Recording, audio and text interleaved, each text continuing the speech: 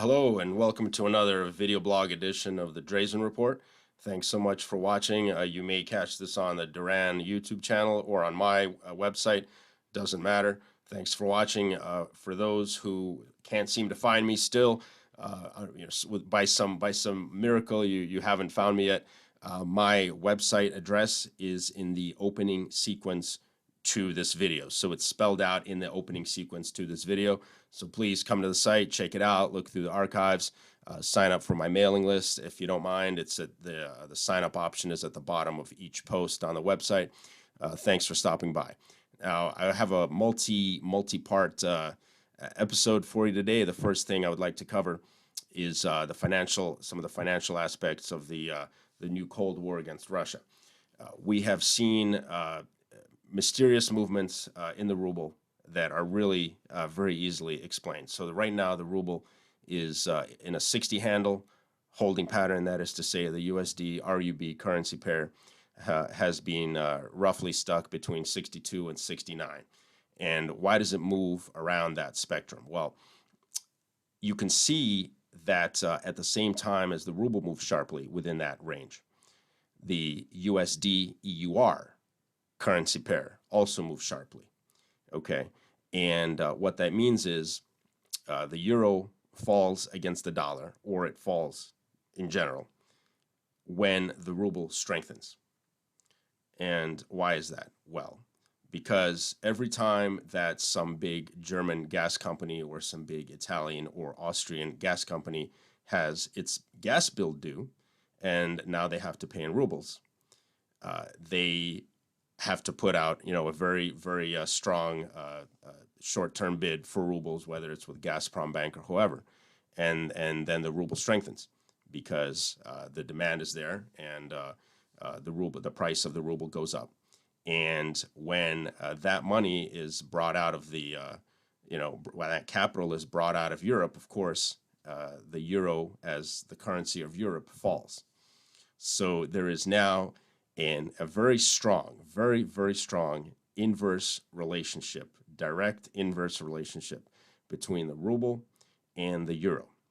And the Europeans are going to be hating life pretty soon for a lot of reasons, as I'm sure you've probably heard on my blog and on the Duran, but not least because the fact is that they used to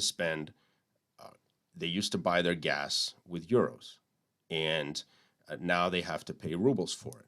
And what that's done since the implementation of the Gas-for-ruble scheme, where they have to pay for their gas in rubles, that alone has brought the USD EUR currency pair from about 91 to now 96.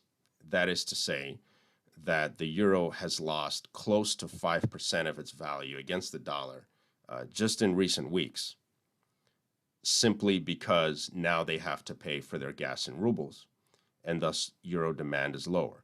And this is a lot of money. I mean, every few days they spend something like €1 billion on, or the ruble equivalent, on Russian gas. So, you're looking at 150 billion or something like that, maybe more, each year, roughly. I don't know the exact figure, but somewhere around there.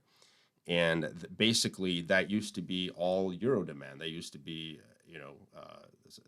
euro demand for the euro to pay for Russian gas. And now that 150 billion or whatever has just been basically taken out of European finances and exchanged for the ruble. So clearly we see that the Gas-for-ruble scheme has substantially weakened the euro by literally 5% alone, just that in the last few weeks. The euro is also suffering for other reasons. They have to pay now, of course, the European trade imbalances are growing. They have to pay a lot more for all of their imported raw materials. They're also now pumping up their military budgets, and a lot of those weapon systems are going to be imported from the USA. Almost all of the combat aircraft, essentially all of the combat aircraft and air defense systems at a minimum are going to be coming from the USA. So their trade imbalance structurally is growing, and the demand for their own currency now is going to be lower and is going to be reflected in the currency pairs, as always happens. So we know by now that the ruble is not going anywhere, and the only real question is it going to strengthen to the point where it gets a 50 handle instead of a 60 handle on the USD RUB currency pair? We'll see. Also, want to say a little bit more about the silly people in the U.S. government and elsewhere. They keep saying, "Look, it's Russian capital controls that are keeping the euro afloat. It's Russian capital control." Look, European banks today, Cypriot banks, American banks, Canadian banks, they will not take money from Russia. If you're inside Russia, or even if you're just a Russian national even living abroad, you're radioactive now. Okay, and the traditional mechanism for the traditional path for rich people and oligarchs, bringing their money out of Russia was through European banks, Cypriot banks, American banks. That has been shut off. Even they're going way above and beyond the sanctions. Even smaller Russian banks that have not been sanctioned, Europe, Cyprus, America still don't want that money. They don't want to touch it. They think it's radioactive. They're going above and beyond the sanctions and essentially implementing their own capital controls against Russia. Way more. So that's way more consequential than anything Russia's doing. Okay, because Russia at most is saying, well, you can't bring more than $10,000 in physical cash out of the country. They might have raised that a little now, but at the start of the war it was $10,000, and they're searching people at airports and so forth. But it used to be people would bring millions and billions out into European banks, Cypriot banks, American banks, and now the Americans, the Europeans, they don't want that money. They don't want to touch it. So that is the capital control, right? Much more so than what Russia's doing. So when you hear these people say, well, Russia's artificially propping up the ruble with capital controls. No. America, Europe, and Cyprus are doing a lot more to artificially prop up the ruble with capital controls than Russia is. As strange as it may sound, but it's true. So, the conventional wisdom is often wrong, and in this case it is. So it is wrong as well. Now, the next thing I'd like to talk about is the failures, repeated failures, constant failures. When failure is structural, it's not really failure, it's just part of the plan, I guess, but the failures of the U.S. intelligence complex. Now, I wanna preface this by saying that I have here a bottle of Crimean wine that is Masandra brand. It's basically the flagship wine brand of Crimea. I believe it's state-owned. Used to be Ukrainian state-owned, or perhaps the Autonomous Republic of Crimea state-owned winery, and considered the best winery in Crimea. And this is from 2013, so it's the last year that Crimea was part of Ukraine, and it actually says a product of Ukraine. Okay, and the next year, the vintage, for 2014, of course, said a product of Russia, right? So this is really a almost like a time capsule or a memento. I don't know what you call it, but it's something very special. And I got it priced out. I got it priced out by some online, wine expert, legit. And they told me, well, it may be a good bottle of wine, but it's really not worth more than $20. I'm like, okay, look, I could hold on to this for another however many years, probably sell it on eBay for hundreds of dollars, I'm guessing. Just or to some collector who doesn't necessarily do wine, but just likes the fact that this is potentially the last bottle of wine, of Ukrainian wine ever made in Crimea, right? But so the fact is that this wine expert, he's an expert in wine. He's not an expert in politics or political memorabilia per se, right? And so I was thinking about the Ukraine war, and if you look at all of these smart people who are the intelligence, experts that consult with CNN and Fox and whatever, and people like David Petraeus and all those people that are on TV as some kind of experts. And you remember when Russia and Donetsk forces were first encircling Mariupol and going into Mariupol, and everyone was saying, no, they're not going to take Mariupol. They don't have the forces, right? Because they only, that you for to do an urban assault against entrenched, dug in enemy, you have to have a numerical superiority of 10 to 1. And they're only, maybe 2 to 1 or even 1 to 1, and it's not going to work. And they're not going to take Mariupol, right? And of course, when Russia took Mariupol, then they forgot about what they had said earlier, and then they moved the goalposts, and they said, well, Russia's not going to take something else, right? They forgot about Mariupol, wrote off Mariupol. But why were they saying that? Well, the fact is, they don't know Russia, and they don't know what's going on over there, and they don't even know Ukraine. The fact is, yeah, if you were in Iraq, if you were the U.S. Army in Iraq, or if you were the U.S. Army in Afghanistan, yes, if you wanted to take, Fallujah or Baghdad or whatever, or Mosul, yeah, you needed a 10 to 1 uh, advantage in manpower, right? If you were going up against 3,000 dug-in ISIS, you needed 30,000 men to do that, 30,000 trained men to advance on that city. Okay, but and that's sort of the conventional wisdom for urban assault operations.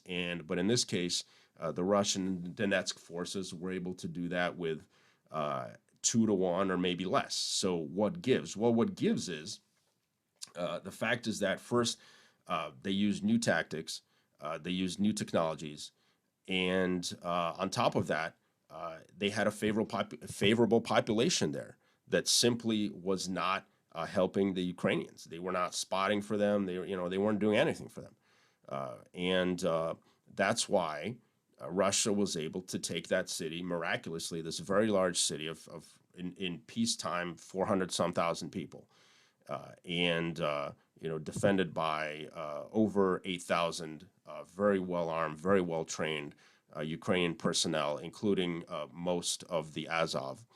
And they took it within a month, and the Azov are still holed up in that factory. But other than that, they've basically taken the city. They're bringing the electricity back. They're trying to clean it up as best they can. And so everything that these American intelligence experts thought they knew, right?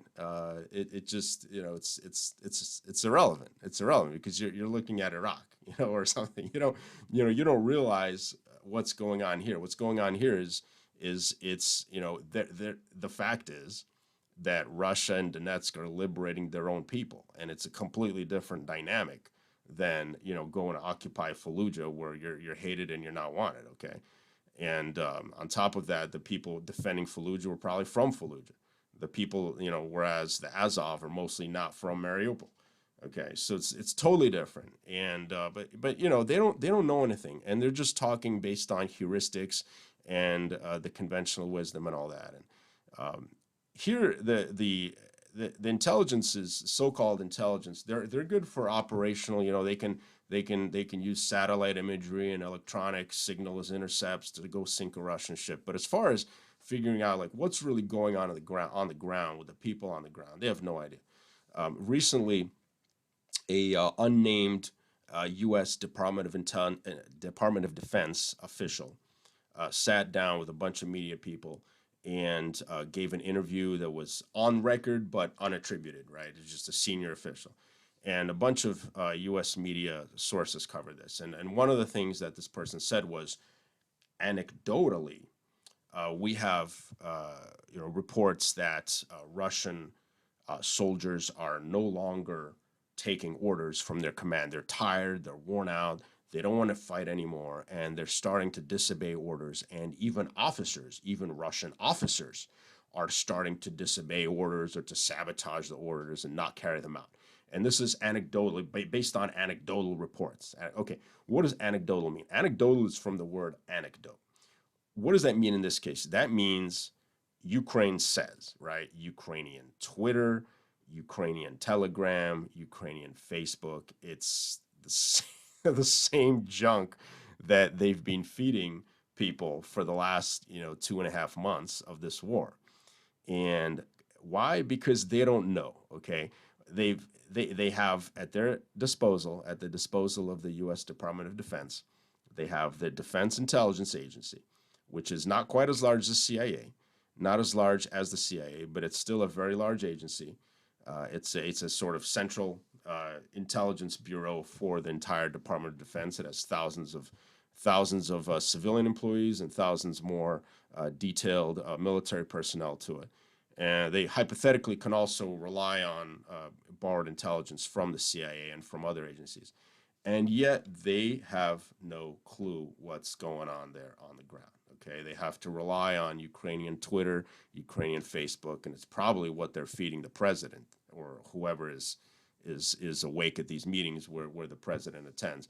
So why is this? Well, I'm guessing that they focus so heavily on the Arabic track that, and maybe even now the Chinese track, and they've really neglected the Russian track. And it's the Cold Wars. It was a long time ago, and so they probably don't have really anybody credible there now that speaks or understands Russian or Ukrainian.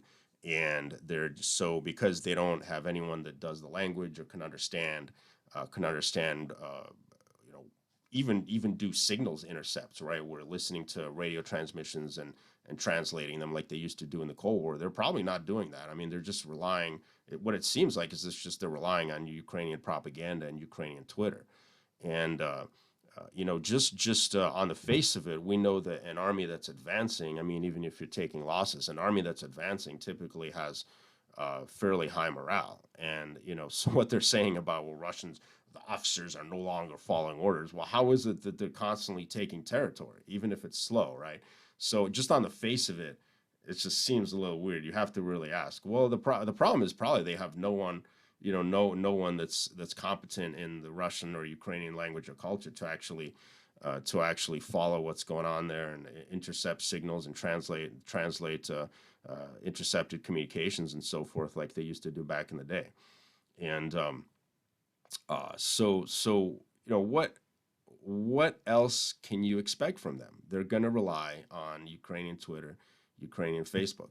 Now, moving on to some tactical developments, or you could say strategic developments in eastern Ukraine, in the Donbass. So basically, with the fall of Popasna, as I've covered recently in my last video, and I have to issue a correction. I told you that Popasna was not particularly heavily damaged based on the footage that I had seen. Well, the footage was fairly limited to a section of downtown that was relatively intact, but I've since seen a lot of other footage of, and that place is trashed. That town is trashed. It's as trashed as Mariupol or Volnovakha, almost as trashed as anywhere in the Donbass that's seen heavy fighting.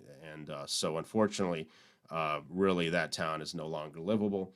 Will have to be reconstructed by Russia after the war. But anyway, after the fall of Popasna, the Russian and Donetsk forces are very quickly reconnoitering areas to the north of that. They seem to have advanced as much as potentially 7, 8, maybe 10 kilometers northeast of Popasna, which is, for this war, it's a very fast rate of advance. I mean, we're probably talking about infantry scouts so far, not the main forces, but they are very quickly advancing north from Popasna, which for them is a very good sign, because typically the advances in this theater of the war do not happen quickly. So again, we're talking about an operation to, as I covered in my last video, the part of the operation to encircle, cut off the Ukrainian forces that are occupying Severodonetsk and Lysychansk urban agglomeration in the north of the Lugansk province, or Lugansk People's Republic, depending on which side you're on. You can call it however you like. From the north, we know that we have video evidence now that Russian or Donetsk scouts have in fact entered into western Severodonetsk and quite some distance, and are in fact have really entered the urban zone. Not in force; it's probably scouting. But the fact is, they are seriously looking to encircle the Ukrainians in that area. Uh, Unfortunately for them, there was quite a bit of difficulty with the only way they can. So the avenue from the south is clearly set out. They are advancing north of Popasna and towards now Artemovsk and some other directions. And from the south, the advance is doing very well.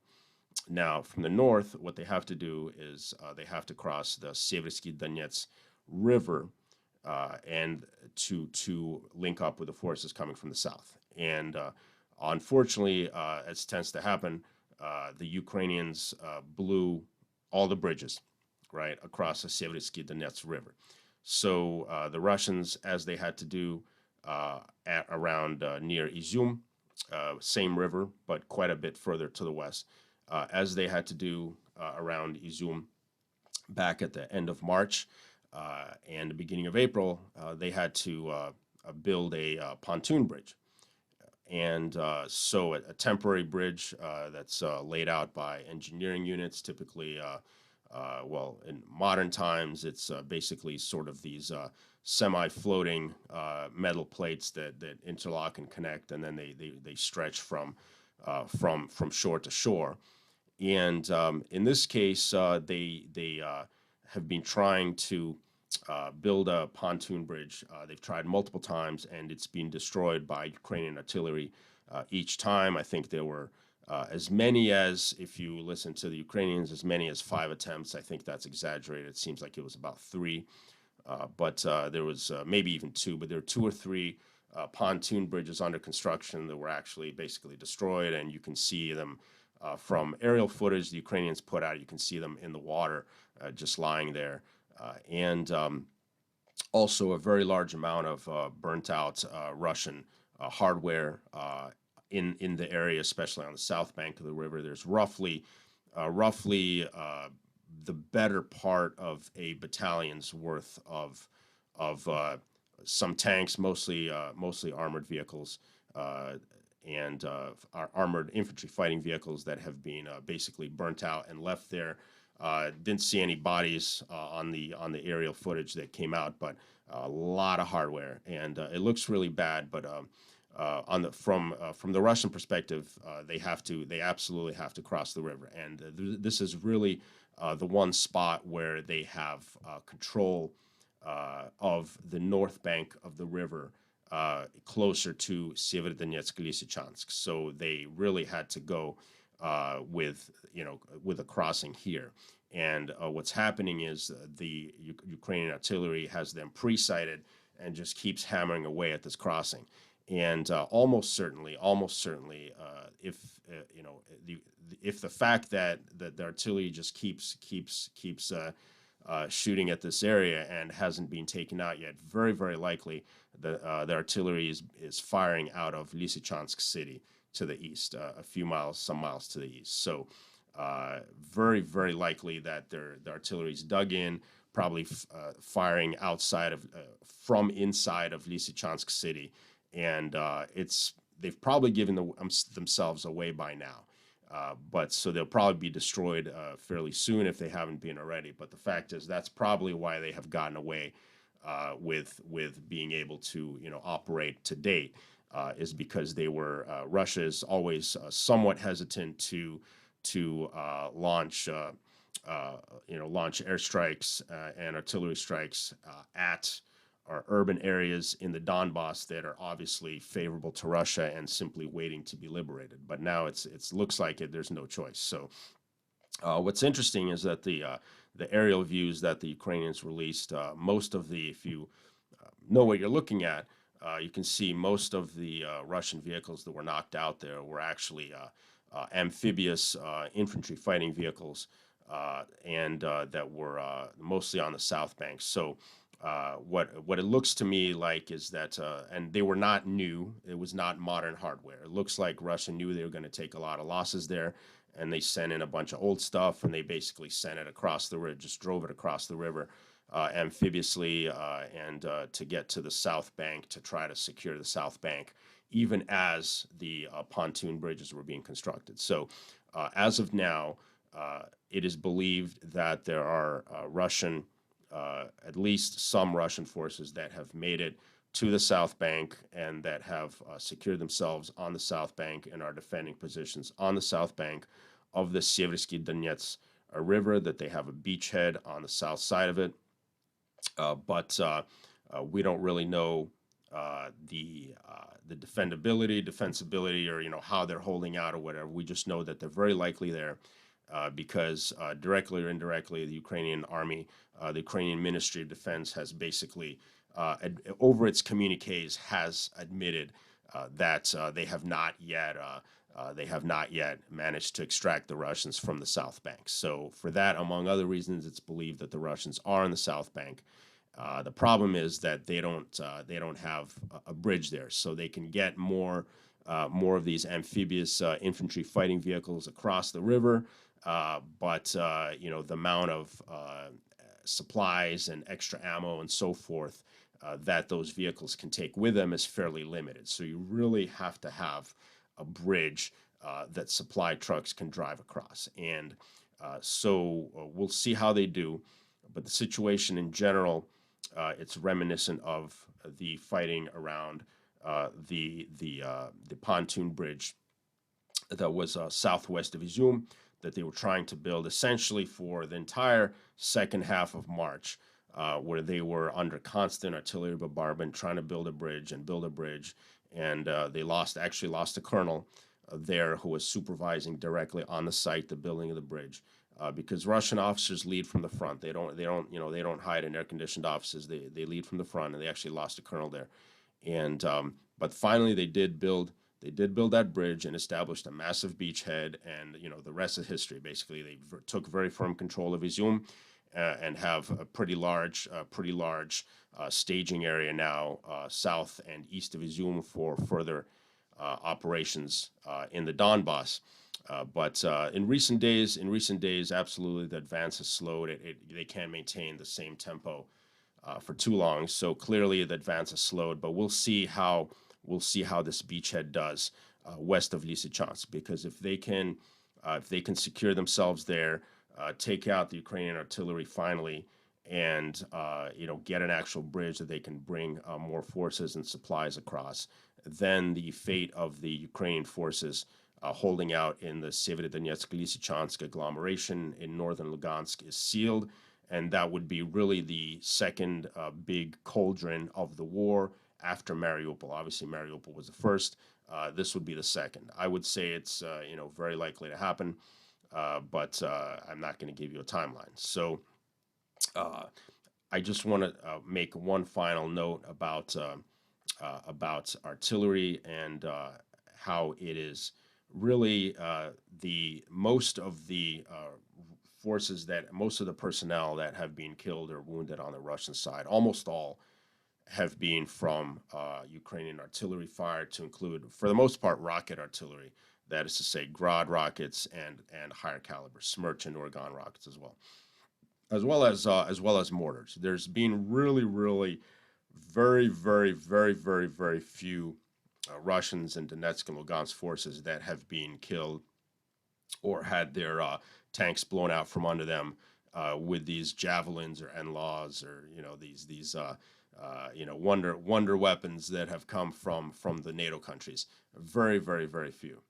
There's very, very few cases that are documented where Russian armor was destroyed with these types of weapons. I mean, there's a few videos out there, but relative to the thousands and thousands of tube-launched anti-tank weapons that have been provided to the Ukraine by the U.S. and its allies, very, very few have been successfully used. It's mostly still artillery, and it's mostly still Soviet-era artillery, and mostly Grad rockets and mortars. So the problem with Grad rockets is